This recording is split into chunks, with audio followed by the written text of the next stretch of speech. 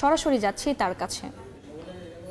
মাত্র ৮০ মিলিমিটার বৃষ্টি, আর তাতেই রাজধানীর জলাবদ্ধতার চিত্র কতটা ভয়াবহ হতে পারে, কতটা দুর্ভোগ বয়ে আনতে পারে, ঠিক তার বাস্তব উদাহরণ কিন্তু আমাদের এই ঠিক দেখতে পাচ্ছেন যে এই মুহূর্তে রয়েছি মিরপুর কাজীপাড়া এলাকায়। সেই কাজীপাড়া অংশের সকাল থেকে অর্থাৎ ৪ ঘন্টা অতিক্রম হয়ে গিয়েছে বৃষ্টির।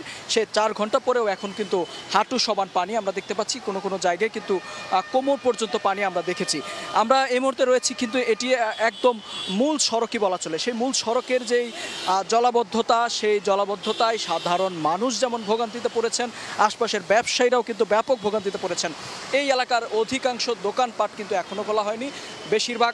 বেশিরভাগ গাড়ি যেগুলো রয়েছে সেই গাড়িগুলো কিন্তু অধিকাংশ গাড়িকে আমরা দেখতেছি রাস্তায় এসে কিন্তু আটকে গিয়েছে, অর্থাৎ গাড়ি নষ্ট হয়ে গেছে। এবং এই মুহূর্তে এই এলাকার আসলে একমাত্র ভরসা কিন্তু ভ্যান গাড়ি এবং রিক্সা, অর্থাৎ ভ্যান গাড়ি এবং রিক্সা ছাড়া সাধারণ মানুষজন কোনোভাবে এই রাস্তাটুকু অর্থাৎ এই রাস্তায় চলাফল করতে পারছেন না। যারা দূর দূরান্ত থেকে গাড়িতে উঠেছিলেন, বাসে উঠেছিলেন, তারা একমাত্র মিরপুর ১০ নম্বর ছাড়া এর আগে কিন্তু নামার কোথাও জায়গাও নেই, কেউ নামতেও পারছেন না। বিশেষ করে এলাকাবাসী যেটি বলছেন যে এলাকার উপর দিয়ে কিন্তু মেট্রো রেল উঠেছে, মেট্রো রেল চলেছে, সেই মেট্রো রেলের সুফল কিন্তু তারা পাচ্ছেন। তবে তার পাশাপাশি দুর্ভোগের চিত্র কিন্তু আরও বেড়েছে।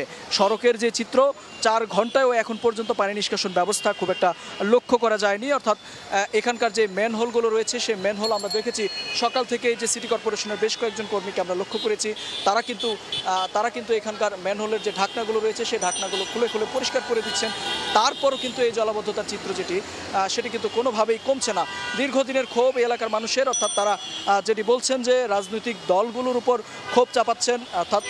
অর্থাৎ যেই রাজনৈতিক দলগুলো আসলে কেউ দাবি করছেন যে ১৯৮৭ সাল থেকে কিন্তু এই সড়কের চিত্র এটি, অর্থাৎ এর আশপাশে যে গলিগুলো রয়েছে সেই গলিগুলোর যে ঘরবাড়িগুলো রয়েছে সেই গলিগুলোর ভেতরে ঘরবাড়িও কিন্তু অনেক জায়গায় আমরা দেখেছি যে ঘরবাড়িগুলোর ভেতরেও পানি ঢুকে গিয়েছে। অর্থাৎ ঘরবাড়ি থেকে সাধারণ মানুষ যারা রয়েছেন, কাজের প্রয়োজনে যারা বাইরে বেরিয়েছেন, তারাও কিন্তু আসলে বাইরে বেরোতে পারছেন না। যারাই বেরিয়েছেন তারাই কিন্তু ব্যাপক ভোগান্তিতে পড়েছেন। সব মিলিয়ে বলা চলে এই এলাকার জলাবদ্ধতার চিত্র, অর্থাৎ কাজীপাড়া মিরপুর এই অংশের জলাবদ্ধতার চিত্র এখন পর্যন্ত উন্নতির দিকে লক্ষ্য করা যায়নি। এখনও কিন্তু মানুষ হাঁটু সমান পানিতে ভোগান্তিতে পড়েছেন।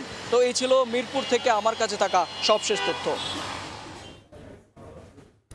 জলাবদ্ধতার খবর দেখছিলাম কাজীপাড়া থেকে।